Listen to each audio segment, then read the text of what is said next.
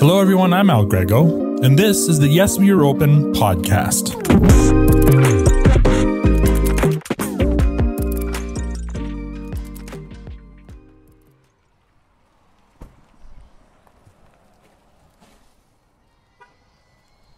For this week's story, I thought I'd skip ahead in my Alberta trip to my last day. It's Friday morning. I'm in the northeast end of Calgary, in a commercial and warehousing district near the airport, just off Alberta's busiest highway, Deerfoot Trail. The highway is a 46.4 kilometer segment of Highway 2 that stretches the entire length of the city of Calgary from south to north. Originally named the Blackfoot Trail Freeway in 1971, it was renamed in 1974 after a late 19th century Siksika Nation long-distance runner Deerfoot, who was known for his exceptional speed. Today I'm parked just outside Deerfoot City, an outdoor shopping center that boasts 80-plus acres with over 50 retailers and a bunch of future development to come. According to their website, Deerfoot City is Calgary's most vibrant retail hub, with celebrated eateries, seasonal celebrations, and year-round entertainment. I'm headed to one of those celebrated eateries now, located in a building called the Food Lodge. Between a Vietnamese restaurant and a bubble tea shop is a cool-looking burger joint, and the subject of this week's story, Grub Burger Bar.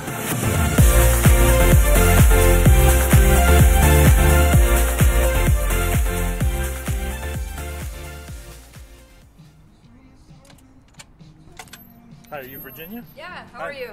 Nice to meet you. Nice to meet you too. That's Virginia Borges, the owner of Grub. The restaurant isn't open yet, but she lets me in and shows me around. This is Grub's second location. Their first location is in downtown Calgary in the Beltline district, but Virginia thought this place would be quieter for our interview. As I walk into this restaurant, to my left is the kitchen, and on my right is the counter where you place your order. Both sides are separated by floor-to-ceiling chain-link fence.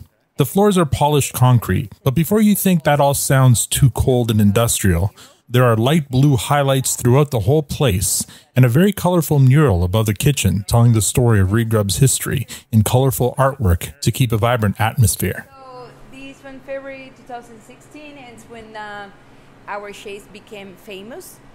Past the kitchen, in a modest dining area, the restaurant opens to a larger shared food court area for the rest of the food lodge. The food court is currently quiet, so Virginia and I find a table and sit for her interview. My name is Virginia Borges, and I'm the co-owner and managing director of Grub.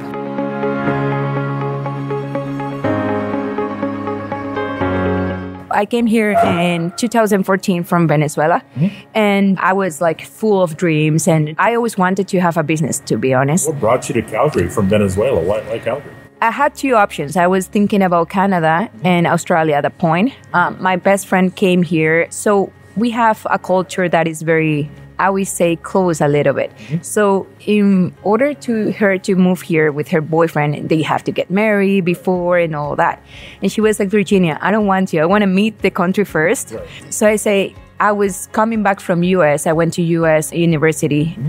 So I was looking for different countries, and I say, for me, it's the same if I go to US or Canada. Yeah. So I decided, let's go to Canada. I went to school for accounting and supply chain and international business as well. So I'm the person that I do like to see my scenarios. So I started to doing my spreadsheet and using Google for actually walking into the streets and see myself if I'm able to. I've never been in Canada before, but it was my one-shot decision. I only had the resources to buy my ticket and come here, right. So I was not able to go back. What was your first winter like? For me, it was very fun. We don't have snow over there. Sure. We do have some cities that has snow if you go to the top of the mountain, but having the experience to feel the snow, like seeing the snow falling, I was very grateful. Okay. So for me, it was amazing to live that, even though it was very cold for a Latina being here. But I really enjoyed it. I was like, I want to go to do a snowboarding. Okay. And so you embraced it? You totally. Tried everything? Totally. You know how to skate now? Yeah, now. Okay. But at that point, I was like, what is this? I only watch it in like movies or I just had that energy to embrace the moment. I'm gonna be honest, the first 2 weeks I was like, this is so quiet, Mom. I was like, I wanna go back. And my mom was like, Virginia, give yourself 6 months. And then that's when I start to create plans for 3 years and then turn it around. I'm already 10 years here, right? But my first plan, it was I'm gonna survive for 3 years.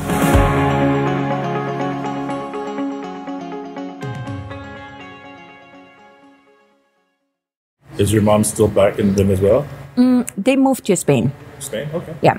My two sisters has a career. One is a doctor and the other one is a lawyer. So over there, you actually do a test and you're able to work as your profession. For me, it was easier to come a country that an accountant, it's a little bit different. It's more business. Yeah. So it's number, yes, you do your CPA and everything, but it works differently than health. Okay. So you were here 2014. I mean, that is so quickly, because if you opened your door in 2015, it didn't take you long. No. So at that point, I came and I was very, very focused. I went to school to SAIT, supply chain management. So I knew that I have a certain time, but when I was doing my Excel sheet, I knew how much income I had to have to pay my internationals fee and the university and everything. So I was very focused and I say, okay, how can I make this work? I want to work that I'm able to, of course, get some income, but I'm able to see in the long term to create my company. So my initial thought, it was like, I want to know about the restaurant business. My first idea was like, I want to create something back home, honestly. Oh, so, back in Venezuela. Yeah. So there is a restaurant that it calls like Robin Hood.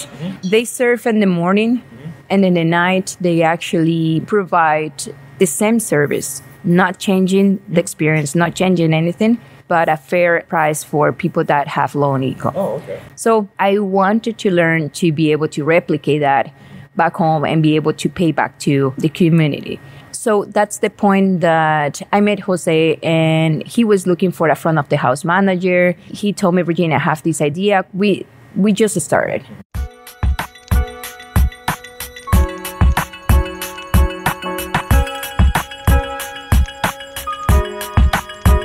We start Regrub. After 3 years, he started to looking for a new ventures. So at that point, he presented to me, let's say, Virginia, let's go to Continue.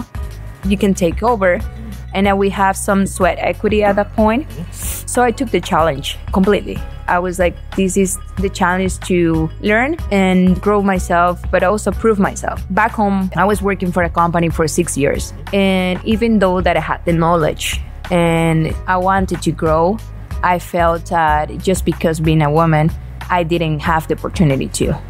And this country actually is very open to that. I feel the gap here, it's a little bit, it's small, but I had that. I wanted to be the businesswoman. At the beginning, I used to have classes in the morning and then I was being nanny for 2 hours. And then like I used to go to work at 6 a.m., pick up the girls and everything, drop it on the school.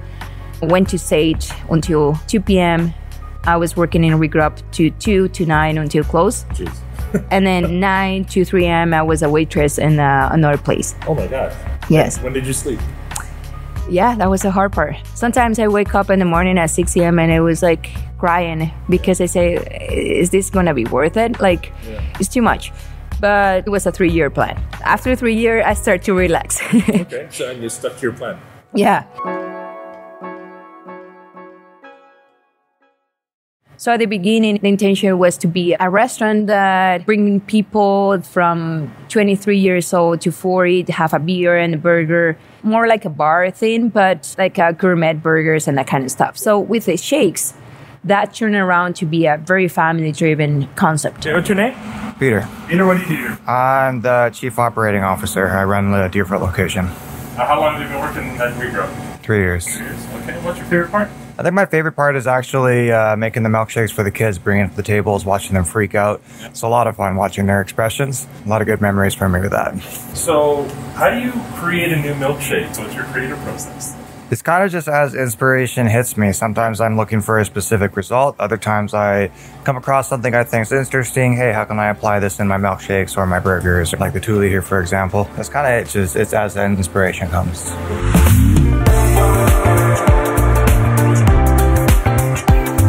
You made a shake and it went viral? Yeah. How did that happen? So Jonathan took a picture and it was like crazy because we were brainstorming like the sales were not there. What we have to do.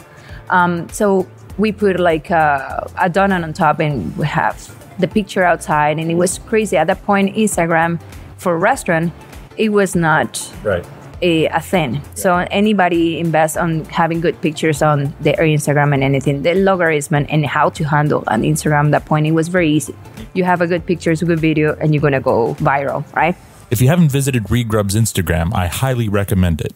They've taken the art of foodtography, look it up, it's a thing, to a whole new level. But it all started with that first viral photo. And it was crazy. We have crazy lines outside. Because of this viral photo. Yeah. Wow. So everybody wants the shakes. It was raining and people still there. And I was like, oh my God. Regrub's sudden viral success was great at first, but it created unforeseen challenges for Virginia's team. They had to figure out quicker ways to make their beautiful new shakes. Their ice cream making machines couldn't turn out shakes fast enough. We have our first line and we crash. So we have to close. And the next day we were looking for new machines that has closed that gap for serving and being more efficient.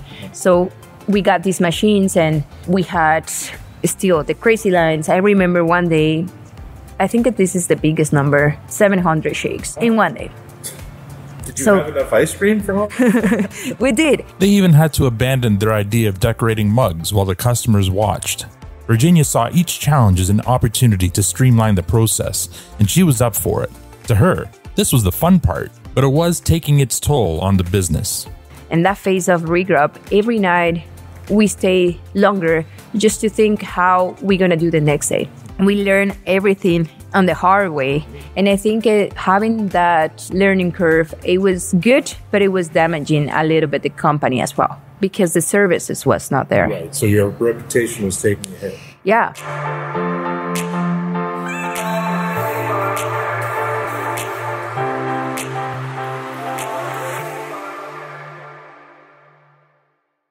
When would you say you had things moving smoothly?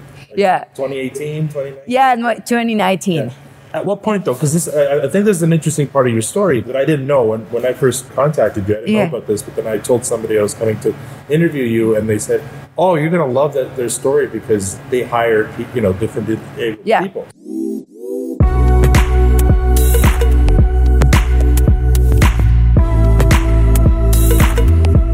So when did you decide to do that? Well, that was when the milkshakes will go viral. Okay. So at that point, you have to pivot, like what you have is not selling properly. You have to have different plans. Mm-hmm. So it was the plan of creating the beef because we grind our beef. We actually do it from scratch. It's hand pressed and everything. So we wanted to do retail of that beef. The other side, it was hiring people to help us to packaging that beef with different abilities. So we hired at that point Alex. Why was that important to you then? Does that go back to you wanted to give back somehow? There's two reasons. One, my business partner at that point, he had a kid with Down syndrome. Okay. And I had my nephew with autism. I didn't know how to deal with that kind of stuff. And I'm a person that I want to learn all the time. And I always think that I wanted to know more how to try to give it the opportunity to somebody else. We try to create an opportunity for having people with different abilities, but we want to start with something simple, which it was just the packaging at the point. Right. So we have that plan of going retail or the shakes or creating something different. So the shakes, of course, took over. Right. And we put the retail on the side. Okay. So at that point, we already hired Alex. So Alex started working with us in the operations. So I took that as a personal development. So we had Alex, Jen, Lisa, like 3 or 4 people. And I used to spend the time with them to teaching everything. Since we had the sales to have people around, I was able to spend the time with them. And then at this point, I just do it. Like we say it and everything, but it's not part of your identity, but it's what you're doing. Yeah. Nowadays, when we do a hiring process to hire new people, I tell them the reason why is because if Regrub close tomorrow, I wanted them to have the skills and abilities to be able to find a job. I just hope one day when my nephew try to find a job or that somebody else treat them the way that we have done with our team. Yeah.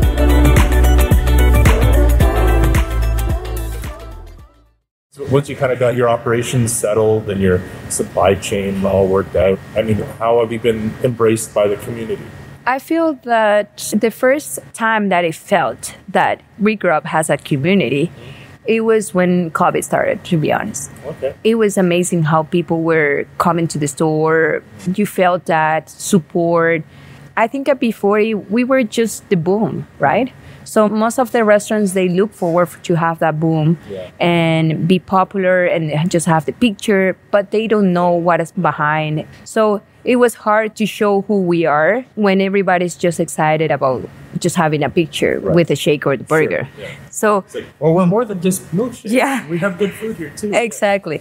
I never asked you this at the beginning, but where does the title come from? Regrub. Regrub. So regrub, it means burger backwards. Oh, geez, I never said that. Okay. Yeah. So there's two meanings. It's basically burger backwards or regarding grub. Right. I mean, that's what I thought it was. Yeah. So, Yeah. That's clever. Okay. Clever indeed. I'm never going to live that one down. Up next, Virginia's origin story already had plenty of struggle, but she was able to meet it head on and actually relish the opportunity for personal development. But we haven't even gotten to the pandemic yet. How did she manage that? Stay tuned to find out.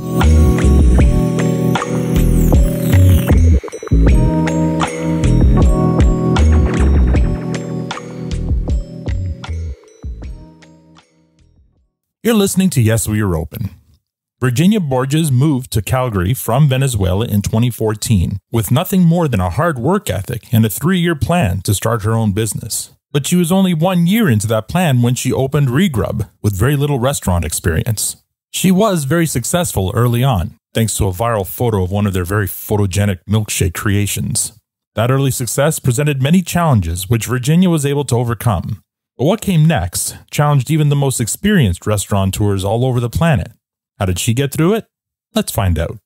What would you say has been your biggest struggle since you've opened? I would say COVID, of course.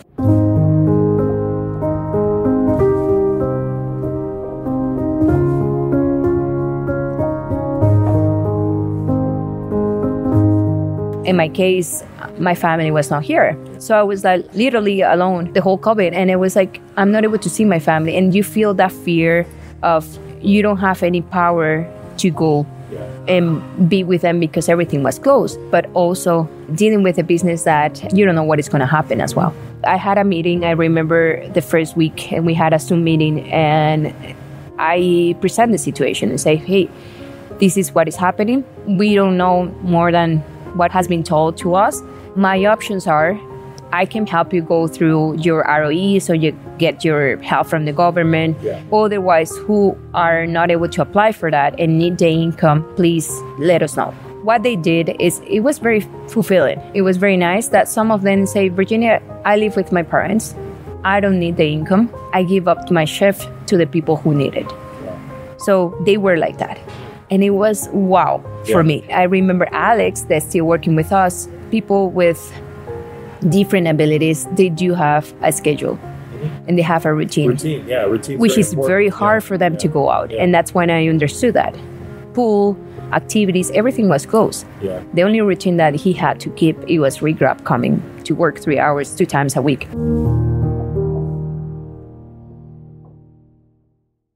The first 2-3 months overnight, it was amazing, honestly. It was a very good time, even though that it was scary. My marketing manager at the moment, Derek, I remember having him and my manager at home. We were creating the online store. Okay. At that point, we didn't have online store. Right. So we created overnight in 1 day. We have all the pictures put it on and selling everything online.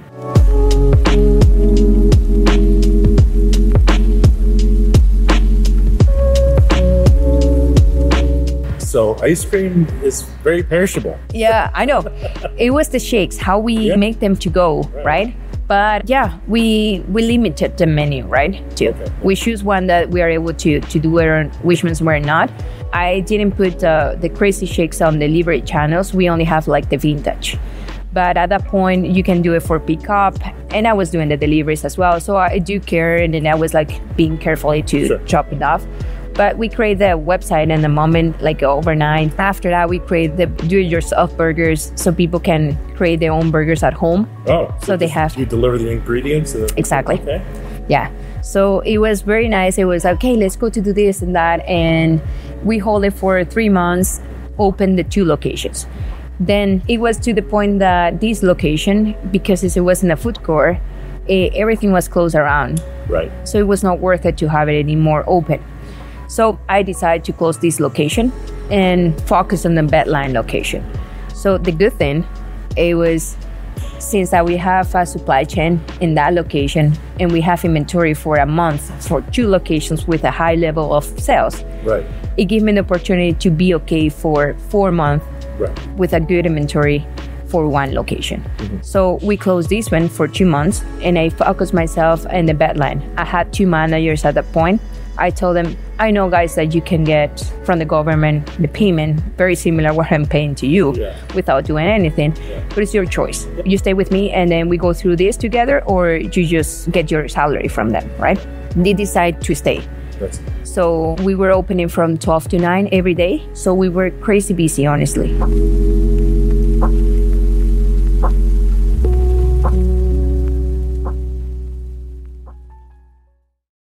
The delivery channels, it was like outside waiting. We have huge line for burgers. Right. So we create our own process inside. We were taking care about each other at that point.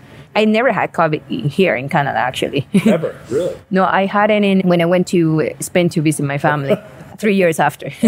I was like, this is crazy. You were so careful for so long. Oh. Yeah. So at that moment, I realized what was my experience coming from Venezuela will teach me through my business and in life.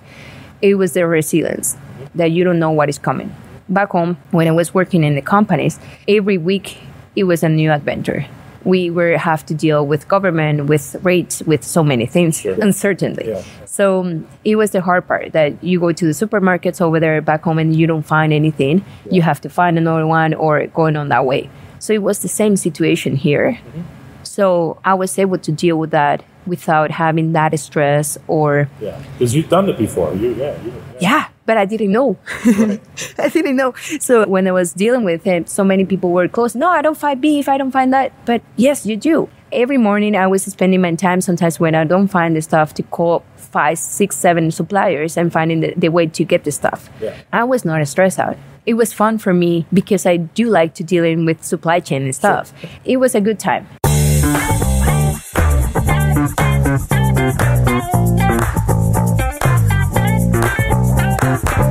Yeah, I remember that we used to have supply chain manager at the point, and I had to take over that. Yeah. So I had the chance to lean all the process somehow. Mm-hmm. And the time that you spend on the supermarket buying some stuff, all that, it was amazing. Like we lean in to the point that we used to use one day completely from 7 a.m. to 6 p.m. to do purchasing and delivering and everything. Nowadays we do in 3 hours. Yeah.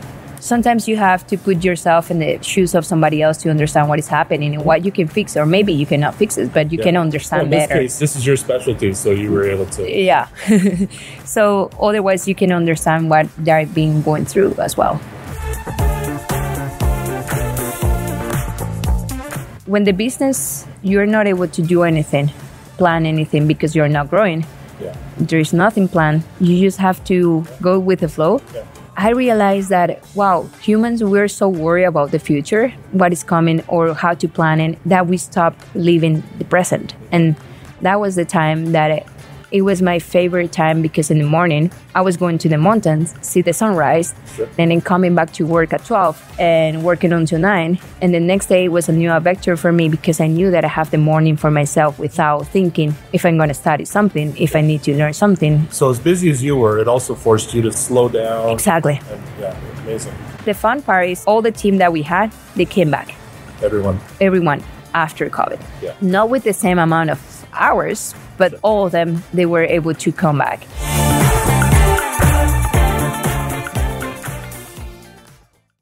Coming up after the break, we find out what the future holds for Grub Burger Bar.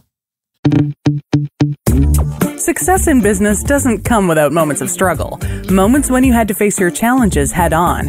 As the proud partner of Canadian business, Moneris plays a critical role in empowering businesses with the payment processing tools they need to succeed. Together, we are building stronger businesses where business owners everywhere can stand up to their challenges without slowing down. Moneris, proud partner of Canadian business. Welcome back to Yes, We Are Open. For almost a decade, Virginia and her team at Grub Burger Bar have been serving up memorable milkshakes, burgers, and experiences to hungry Calgarians and their visitors. They've built quite the strong brand. You would think the next step would be franchising. So is it? Let's find out. You've tried the expansion once to a different market. Yeah. That's something you might look at again, or franchising, or what? Not anymore for me. I don't feel that would be our path. I wanted to create Regrub more as a community brand. So how we want to do this, it's being able to create a mobile Regrub just to be able to be in all the communities and be in the south and the north and everything. It's going to be like a shake bar. We don't want to do a full with burgers and shakes. It's going to be a little bit different, but we wanted to be more in the community. I don't want to be the brand that has multiple locations and lose that heart. And instead, we want to go back to basics and try to grow in a different way. For me, this is part of my life already. And I love the lifestyle and I love my passion and everything, but I do want to do a seasonal business as well. Okay. I would love to have more time to spend and go to Spain to see my family and that kind of stuff. So if we run it the way that we're running and opening more locations, that means that you are more attached to the brick and mortar business. So at this point, I have the 2 locations, but I'm deeply thinking to get rid of one, just to start focus in one location and being able to be more catering, weddings. The full experience is going to be only on the location. What will be having that little mobile of Regrub. Honestly, lately, this year, we have been seeing so many people that have been coming to Regrub so many years. They have the same picture, for example, with the shakes. Over 5, 6, 8 years. We already have 8 years, right? Regrub has become the brand of the Calgarians that feel proud that something was built here. And when somebody comes to visit, they come to Regrub. And that's a huge thing for me and for our team.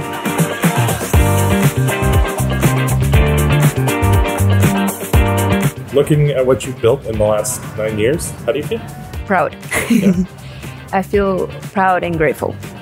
I never thought that I would be in this position that I am right now. Sometimes I would doubt myself and say, yo, it's just a restaurant.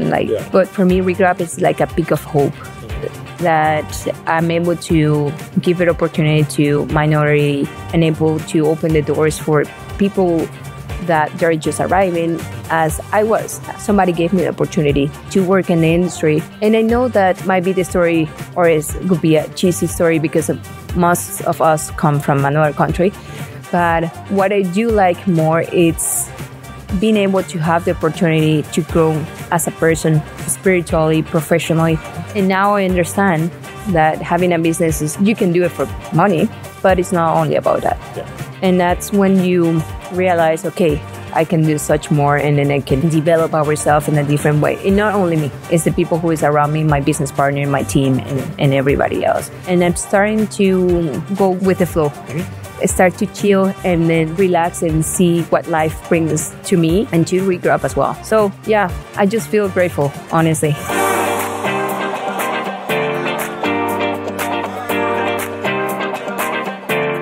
Is Regrub open for business? Yes, we're open. Perfect. Thank you.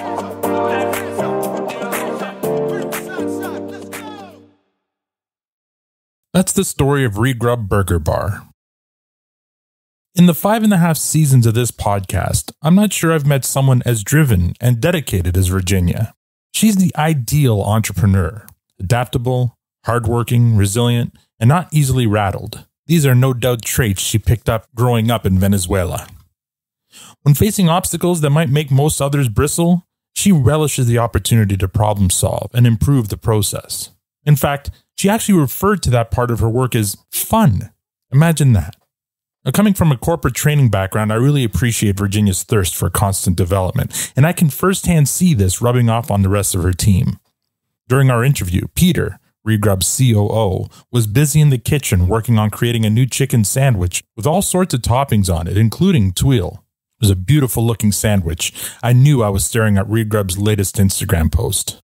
Oh, and by the way, in case you're wondering if it's all style over substance, after our interview, I stayed for lunch. I had the bison burger with the Asiago fries, and of course, I washed it all down with one of their milkshakes. The food here is legit. If you're ever visiting Calgary, you need to make Regrub one of your stops. You'll be glad you did. Yes, We Were Open is a Moneris podcast production. I'd like to thank Peter and Virginia for taking the time to share their story. You can learn more about Grub Burger Bar at regrub.ca. Follow them on Facebook at Regrub, and on Instagram they're at regrub_love. Please support this podcast by writing us a review on Apple Podcasts or rate us on Spotify or wherever you get your podcasts. If you're a Canadian small business owner or know of one with an interesting story of perseverance to tell, I'd love to help tell it. You can contact me at podcast@moneris.com. Tune in next week for another story of small business struggle and survival on the Yes, We Are Open podcast. I'm Al Grego. Thank you for listening.